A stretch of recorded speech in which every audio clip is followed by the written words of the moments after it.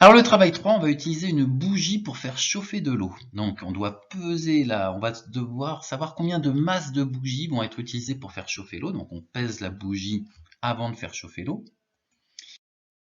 On va faire chauffer un certain volume d'eau, bon bah c'est censé être 150 millilitres.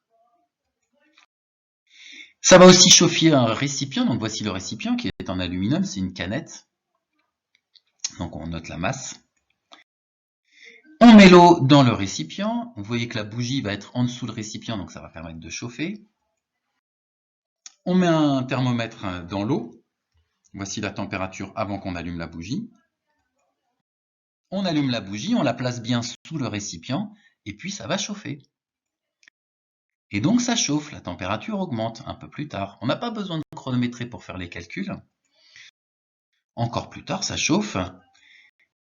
Et j'ai éteint la bougie quand on est arrivé à cette température. Donc ça, c'est la seule température que vous devez relever, celle qui nous intéresse.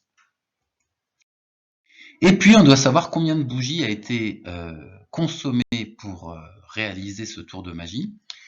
Et voilà, on a la masse de la bougie à la fin de l'expérience. Là, vous remarquerez juste que la bougie, en plus de chauffer, elle est devenue liquide. Donc, si on a le fait qu'elle devienne liquide, on n'en tient pas compte dans les calculs, mais si on a un petit problème à la fin, qu'on n'a pas le résultat attendu, peut-être qu'il faudra tenir compte du fait que la bougie devient aussi liquide. Voilà, vous avez tout ce qu'il faut pour faire les calculs. Pour le travail, les travaux suivants, ce sera une autre vidéo.